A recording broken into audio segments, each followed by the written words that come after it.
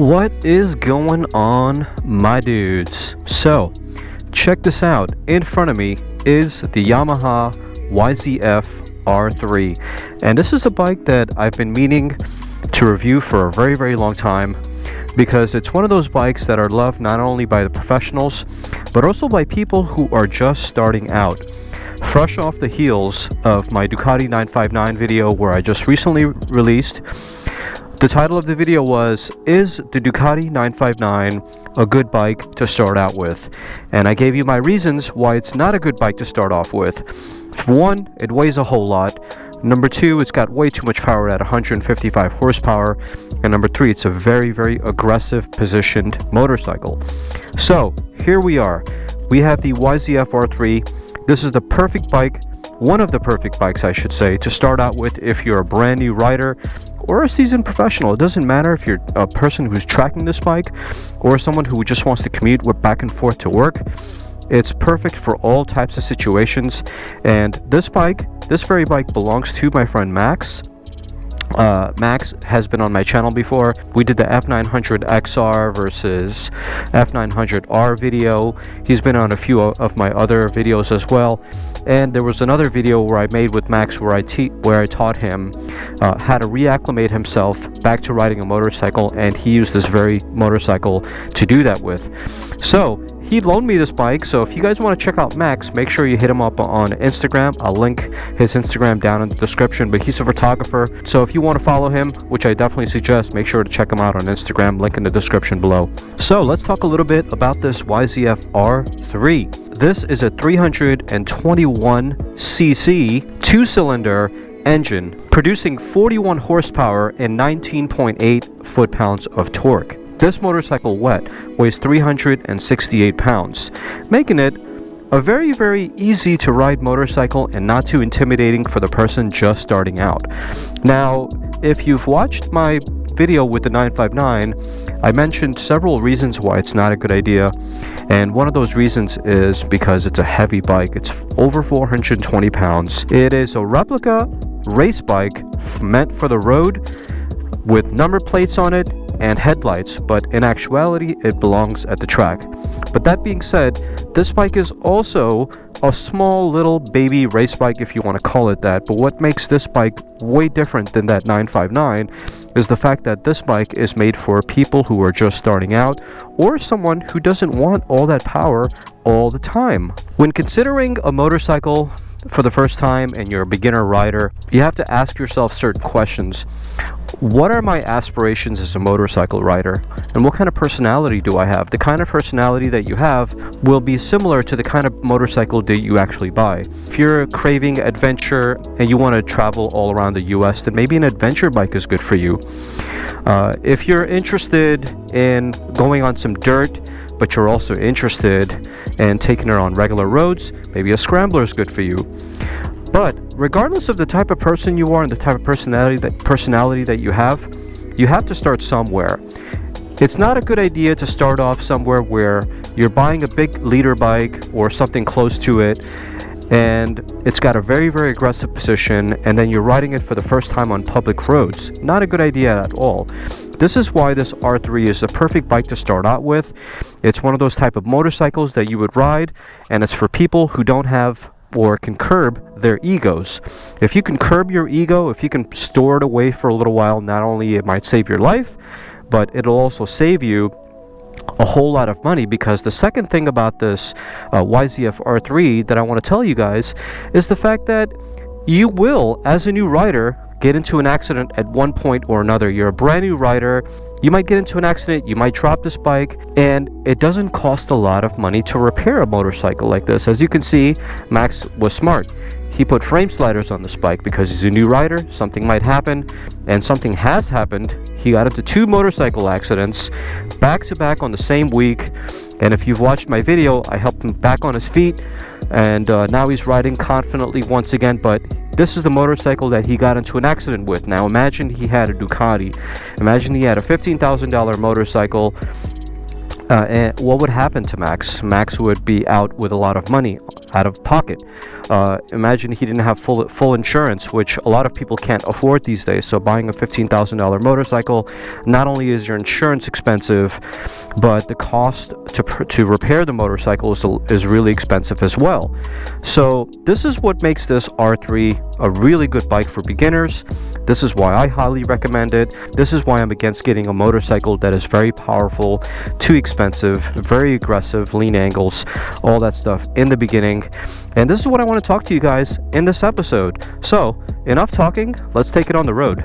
A little longer than a few minutes later. Alright, so I drove down to the beach because this is a nice location to start with. And considering that most people who buy a bike like this are going to start out riding on normal regular streets, they're not going to go to the racetrack right away, they're not going to go to the canyons right away, they're going to ride it on normal streets. I decided to do the same thing because originally I was thinking maybe we can go on some nice twisty roads, but I said no, I'm going to do this review properly. The way most people are going to ride this bike, that's how we're going to be doing it.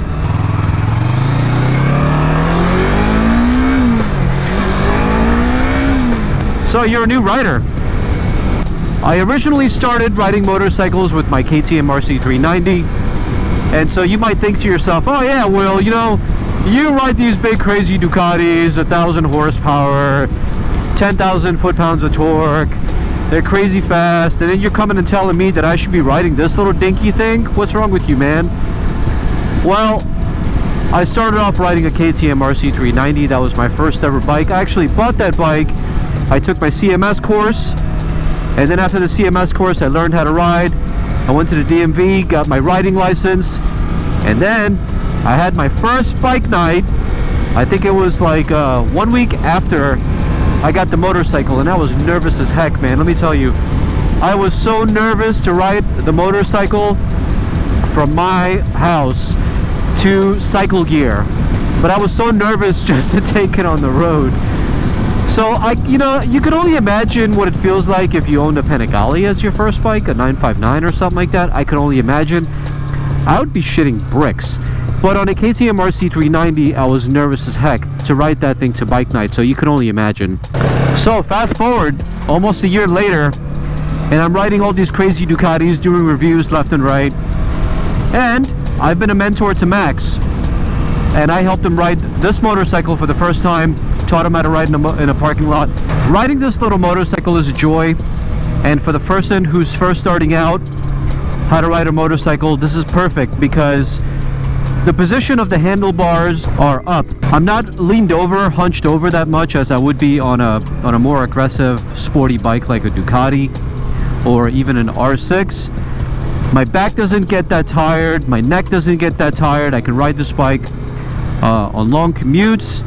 As a matter of fact, Max and I did that. We went like I think 100 miles to the desert and back. It was 200 plus miles, ridden the whole day, and it was a lot of fun. And I think Max had a good time on this bike, and this is the kind of bike that you can do something like that with.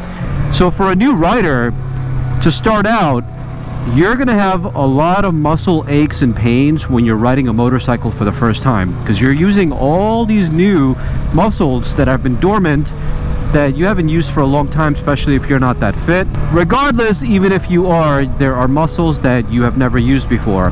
When you're a new rider, you're going to use these muscles for the first time. So if you're going to start out riding a motorcycle, might as well start out with something comfortable, right?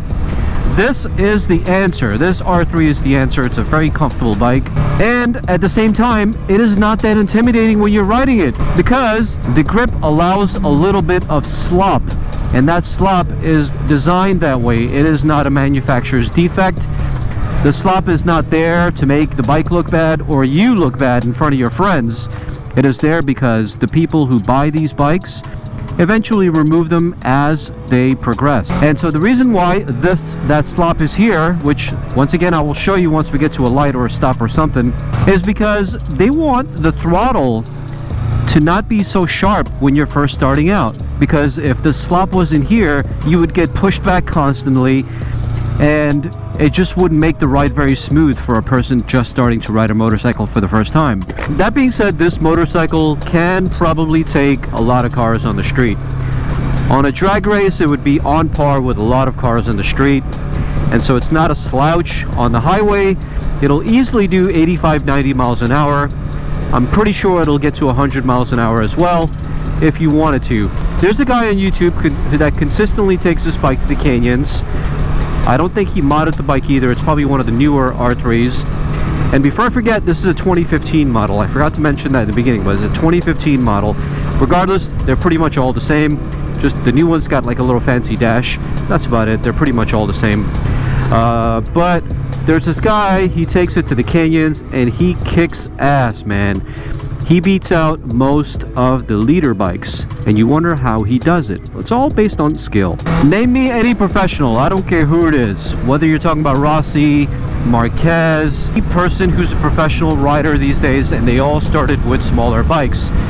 You gradually increase your experience, and then you gradually increase the displacement and the power and the weight of your bike to a comfortable level. The thing with a lot of people is that they buy a motorcycle with their heart first instead of their brains. When you're buying a motorcycle, obviously it's got to be something that you enjoy and love. And when you park the bike, if you don't look back at it when you leave, that means you're not in love with it. It's probably not a good idea to own that bike. There has to be a middle ground where you buy something that's not going to kill you in the beginning, and something that is going to help you progress in a manner where your skill set develops gradually. No one starts off buying something really big and then becomes a pro overnight. Everybody starts off very small. As an example, the MotoGP guys, a lot of the MotoGP guys were first Moto 2 and Moto 3. You don't get a MotoGP rider that just fell on top of a MotoGP bike, rides a 250 plus horsepower motorcycle that weighs 350 pounds. No MotoGP rider has ever done that in history, and it's never going to happen. Instead, the way MotoGP riders are picked is that they first become a champion in Moto 2. After they become a champion in Moto 2, they're selected to become MotoGP riders. As an example, Fabio Quartararo. I don't know if you follow MotoGP or not, but Fabio Quartararo is a new MotoGP rider that had his debut last year. He got many pole positions last year, and starting in 2020, just last week, he won his first MotoGP race. But before that, he was in Moto 2. He was handpicked, hand-selected as a premier MotoGP rider in 2019. And way before that, he had a long, illustrious career as a motorcycle rider, doing things like you and I would, going to track day events, starting little competitions here and there, starting out with small little bikes. But none of them ever started off with something like a Ducati 959 and then eventually went on to riding a MotoGP. They all started small, but the point I'm trying to make is that everybody who becomes a professional in the end has started off small, has started off with a lower displacement. This example here that you're looking at is a 386-pound machine that has 41 horsepower. It is the perfect machine to start out with if you wanted to become a professional or you wanted to go across the street and get some groceries. Doesn't matter what your aspirations are. This is something that not only will give you excitement, but it will help you progress in a manner that is comfortable, and that you will excel a lot more than your peers if you were to buy something like this instead of a larger bike. All right, now let me show you that slop I was talking about before.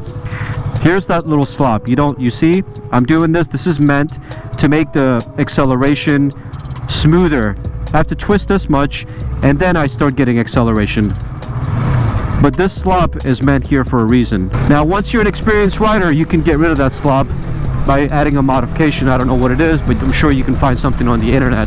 But they're there for a reason. It's designed that way. So this way, you can learn as you go.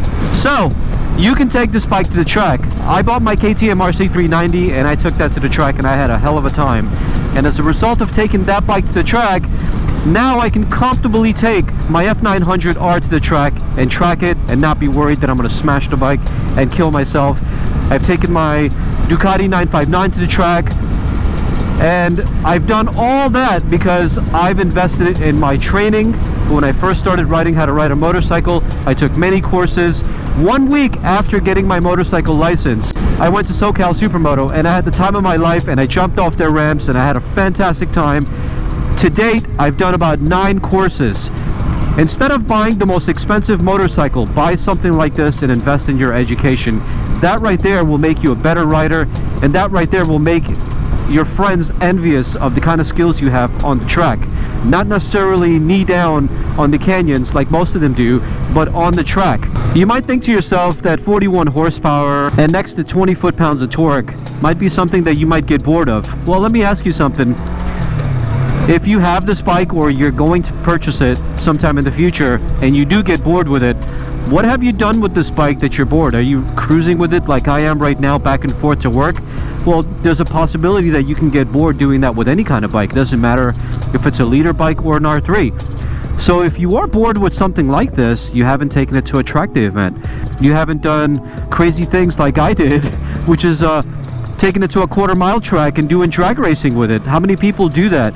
How many people actually buy a motorcycle and take it to the track? I guarantee you it's not a high percentage. So if you're bored with your motorcycle, perhaps you haven't honed all your skills. Perhaps you haven't taken it to the track. Perhaps you haven't thrashed it around in ways that are a little bit out of the ordinary for you. So I challenge you to take your motorcycle to the track once in a while.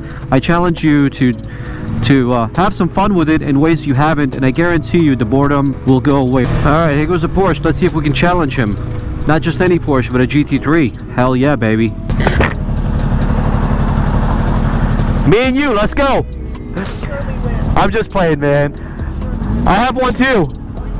Have fun, man. Nice guy. He's a Porsche rider. Come on, of course he's nice. Oh man. Let me tell you something, this bike is fun. It is a whole lot of fun. If you're a new rider or a seasoned rider, the thing with these bikes is that you can squeeze every bit of horsepower out of them, but you can't do that on a Ducati on the street. But with these bikes, you can. It's always these bikes that are the underdogs on the tracks, on the canyons, that overtake the bigger bikes. And with the bigger bikes, people always wonder, man, how are these small little bikes doing it? It's because the people that own these bikes have honed their skills. The people that have the bigger bikes, their bikes are fast, that's why they're fast. But the people that ride these small little bikes, some of the time, they have more skills than the guys with the bigger bikes. That's why they can take them. And these little bikes are a lot of fun, man. Riding big bikes all the time, from my experience, I've ridden almost all the Ducatis, 200 horsepower plus bikes, ridiculous machines. And it's a lot of fun, let me tell you, but riding something like this, it's a different kind of fun, and I really enjoy it. And so here we are, ladies and gentlemen, to our stop point. One of my favorite spots to come to. This is Panikin Coffee. I used to get coffee over here, spend some time, and then go home after getting my coffee, but I like this place. Well, I hope you enjoyed this review of the Yamaha YZF-R3. I think it's a fantastic little bike, and I think it's perfect for a seasoned veteran and somebody who's just starting out for the first time. It's got plenty of power, it's got plenty of go, and it looks very stylish and beautiful. So if you're in a store for something like this, I highly recommend it. My friend who purchased this bike, this is a 2015 model, he paid $2,500 for this bike. Now imagine he paid $15,000 for a Ducati and then got into the accident with this bike. Imagine how much he would be paying in repair costs to fix this bike and everything. So he got a pretty good deal out of it, and I think it's a great little bike as a starter bike or something to commute back and forth to work with. So the decision is yours. Leave your ego out the door and get something like this, and you won't regret it. Alright, boys and girls, ladies and gentlemen, thank you so much for watching, and I'll see you guys on the next episode. Take care. Bye-bye.